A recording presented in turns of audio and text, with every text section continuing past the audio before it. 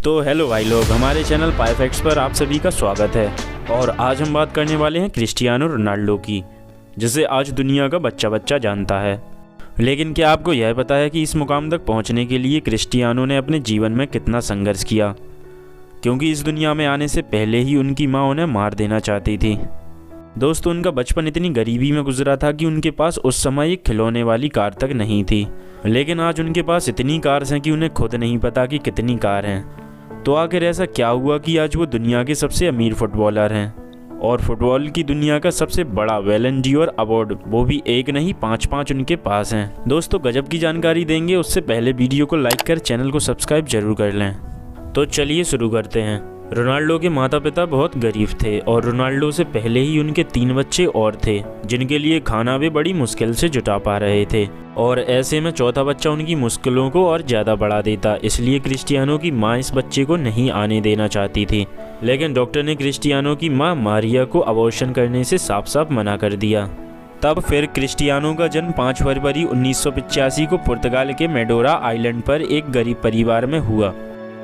इनके पिता नगर निगम में माली का काम किया करते थे। इसके साथ ही एक्स्ट्रा इनकम के लिए उनकी माता भी दूसरे के घरों में जाकर खाना बनाना और साफ सफाई जैसे काम किया करती थीं। रोनाल्डो का बचपन से ही पढ़ाई में मन नहीं लगता था। पढ़ाई की जगह वह खेल में ज़्यादा ध्यान देते थे, इसलिए उन्होंने एजुकेशन में कोई भी प्रॉपर डिग्री हासिल नहीं की है। रोनाल्डो स्कूल के समय से ही अच्छा फुटबॉल खेला करते थे। इसी वजह से वह स्कूल के स्टूडेंट्स के बीच काफ़ी पॉपुलर हो गए थे। लेकिन पढ़ाई में अच्छे ना होने के कारण एक बार एक टीचर उनका बहुत ज़्यादा मजाक उड़ा रही थी। और हद तो तब हो गई जब वह उनके फटे हुए कपड़े और उनकी गरीबी का मजाक उड़ाने लगी। क्रिस्टियानो को यह बात बिल्कुल बर्दाश्त नहीं हुई और उन्होंने एक कुर्सी उठाकर उसके ऊपर फेंक दी। और इसी बात से क्रिस्टियानो को स्कूल से भी निकाल दिया गया। घर आकर क्रिस्टियानो ने अपनी माँ से कहा कि वह आज के बाद कभी स्कूल नहीं जाएंगे। तब उनकी मां ने फैसला किया कि अब रोनाल्डो को फुटबॉल में ही फोकस करने देना चाहिए। रोनाल्डो जब मात्र 8 वर्ष के थे तभी से यह एंजोरिना स्पोर्ट क्लब की ओर से खेलने लगे थे। धीरे धीरे वे समय के साथ खेल में बेहतर भी होने लगे। 1995 में उन्होंने पुर्तगाल का नेशनल क्लब ज्वाइन कर लिया। फिर 2 सालों तक इसी क्लब में जुड़े रहे। इसके बाद जब वह 12 वर्ष के थे तो उन्होंने स्पोर्टिंग सीपी के लिए ट्रायल दिया। उनका प्रदर्शन इतना अच्छा रहा कि क्लब ने उन्हें 1500 पाउंड देकर साइन भी कर लिया।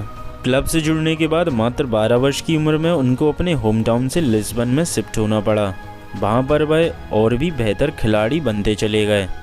जब वे 14 वर्ष के थे तब उन्होंने डिसाइड कर लिया था कि उनको एक फुटबॉलर ही बनना है। उनकी मां ने उनके अंदर के टैलेंट को पहचान लिया था। उन्हीं की सलाह के बाद रोनाल्डो ने अपनी पढ़ाई पूरी तरह से छोड़ दी थी। फिर उन्होंने अपना सारा फोकस फुटबॉल पर ही लगाना शुरू कर दिया था। उनके करीबी बताते हैं कि वह फुटबॉल के साथ ही सोते थे। जब वे 15 वर्ष के हुए तब उनको एक दिल की गंभीर बीमारी रेसिंग हार्ट का सामना करना पड़ा।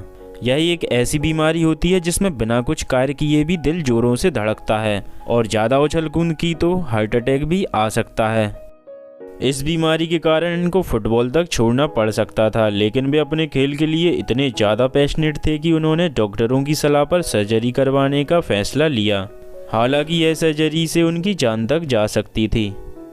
सर्जरी के कुछ समय बाद ही डॉक्टरों के मना करने के बावजूद रोनाल्डो फिर से फील्ड में खेलने के लिए आ गए। जब वे 16 वर्ष के थे तभी उन्होंने स्पोर्टिंग सीपी टीम के लिए अलग अलग लेवल्स जैसे under 16, 17, 18, team B first team की ओर से खेल चुके थे।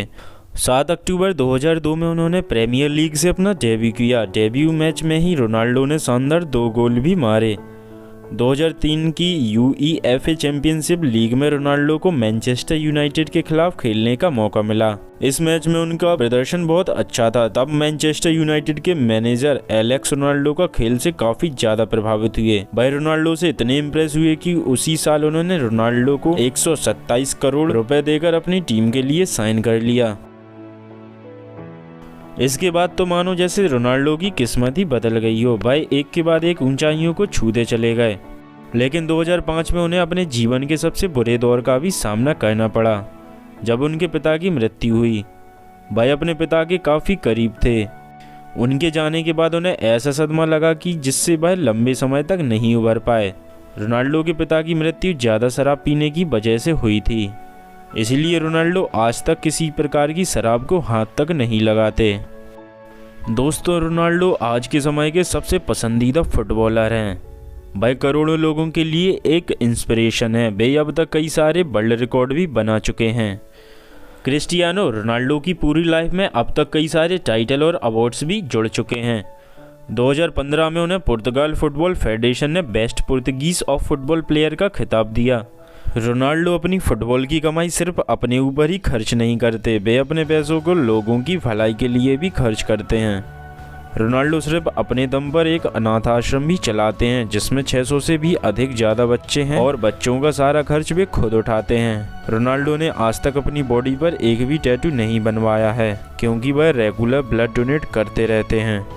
आज रोनाल्डो के पास स्पेन के कैपिटल मैड्रिड में एक आलीशान महल जैसा घर है, जिसमें वह अपनी फैमिली के साथ रहते हैं। इस घर की कीमत 80 करोड़ रुपए है। इसके अलावा रोनाल्डो के पास न्यूयॉर्क की सबसे महंगी बिल्डिंग ट्रम्प टावर में भी एक अपार्टमेंट है, जिसकी कीमत लगभग 180 करोड़ रुपए है। इसके अलावा रोनाल्डो के पास एक अपना खुद का प्राइवेट जेट भी है, जिसका नाम G650 है, जिसका इंटीरियर किसी आलीशान घर से कम नहीं है। इसकी कीमत 380 करोड़ रुपए है। इस जेट का प्रयोग रोनाल्डो अपनी पर्सनल ट्रैवलिंग के लिए करते हैं। तो गाइस, यहाँ पर ख़त्म होती है आज की वीडियो। हमें कमेंट कर जरूर बताएं कि आपको रोनाल्डो की कौन सी बात सबसे ज़्यादा पसंद आई, और ऐसी ही वीडियोस देखने के लिए हमारे चैनल को सब्सक्राइब जरूर करें।